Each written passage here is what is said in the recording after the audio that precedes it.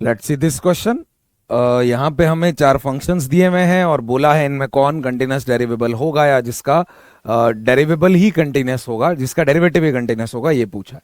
तो बच्चों इस पे कॉन्सेप्ट यूज क्लासिकल प्रोबेबिलिटी होगा।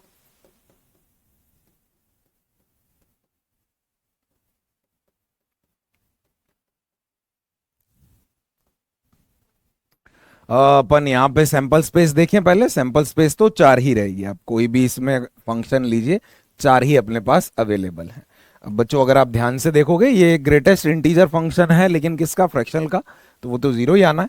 सिग्नम के अंदर एक एक्सप्रेशन है, चेक करो, इसका ए पॉजिटिव है डी नेगेटिव है, तो ऑलवेज पॉजिटिव ही रहेगा, सिग्नम इसका वन ही आना है। चारों फंक्शंस जो हैं वो कंटिन्यूस तो दिख ही रहे हैं, ये भी कंटिन्यूस होता है मॉड वाला भी, और x square sine one by x जो है जीरो पे चेक करोगे, साइन तो ऑसिलेटिंग नंबर है, -1 से 1 के बीच में, एक्स स्क्वायर उसको जीरो कर देगा। तो एन ए तो चार ही आ रहा है, सभी के सभी कंटिन्यूस है। अब डेरिवेबल की बात करते हैं। बच्चों डेरिवेबल अगर आप देखोगे तो आपको नजर आएगा यहाँ पे कि नीचे के दो फंक्शंस तो डेरिवेबल हैं ही, उस पर तो अपन कुछ भी नहीं कर सकते, है ना, क्यों, नीचे के दो तो कंटिन्यूस है। ये -1 पे नॉन डेरिवेबल होगा, x square sine one by x को अगर आप निकालोगे, limit H tending toward zero को, ये हो जाएगा h sine one by H, है ना, एक एच तो कट जाएगा। तो बच्चों ये अगेन -1 से 1 के बीच में होगा कुछ, है ना, और ये जीरो को टेंड कर रहा है तो जीरो हो जाएगा। तो इस कारण से डेरिवेबल इसके अलावा सारे होंगे। अब ये बोल रहा है किसका डेरिवेटिव कंटिन्यूस है, तो पहली बात ये तो आएगा ही नहीं, इसका डेरिवेटिव ही एग्जिस्ट नहीं कर रहा है -1 पे, तो बिल्कुल नहीं आएगा। ये दोनों तो हमेशा ही आएंगे क्योंकि कांस्टेंट है।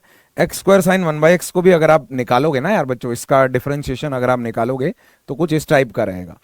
X square sine one by x का अगर आप करोगे तो एक टर्म तो ठीक है, 2x sine one by x आई, अगली टर्म क्या होगी, x square cos one by x -1 by x square की आएगी।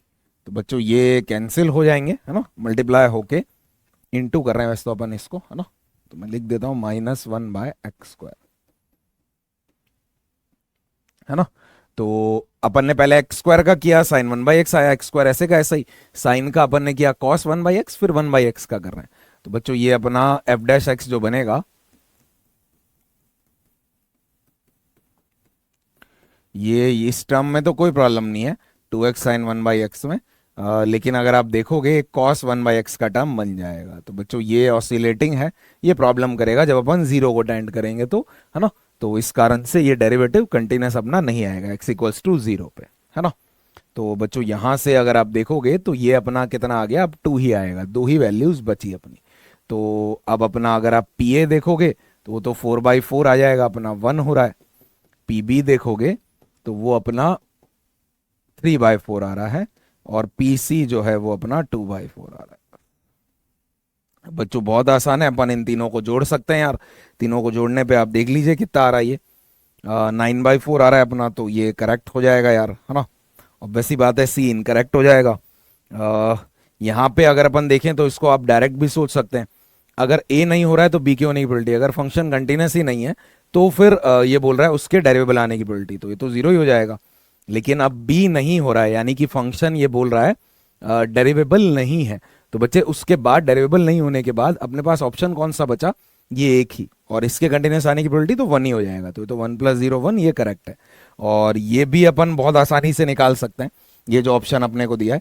पहले आप देखिए ए में अगर ए हुआ है तो सैंपल स्पेस तो 4 ही रहेगा, तो ये तो पूरा का पूरा हो गया, उसमें से बी के अपन 3 अपने को ऑलरेडी पता है, तो ये 3/4 ही हो गया। और अगर बी हो चुका है, फंक्शन डेरिवेबल है, तो कंटिन्यूस हमेशा ही होगा, तो ये 7/4 आ गया। तो बच्चे इस तरीके से चारों इसके करेक्ट आ गए हैं, सॉरी चारों नहीं, ए बी डी करेक्ट आ गए, ऑब्वियसली सी और डी में से तो एक इनकरेक्ट होगा ही होगा, है ना। तो ये 3 इसके करेक्ट आ गए यार। अगर ये आपको डिफरेंशियबिलिटी कंटिन्यूटी का अंदाजा है तो एक सिंपल क्वेश्चन, इसमें प्रोबेबिलिटी का सिर्फ एक ऊपर से तड़का सा था, बाकी इजी पार्ट था।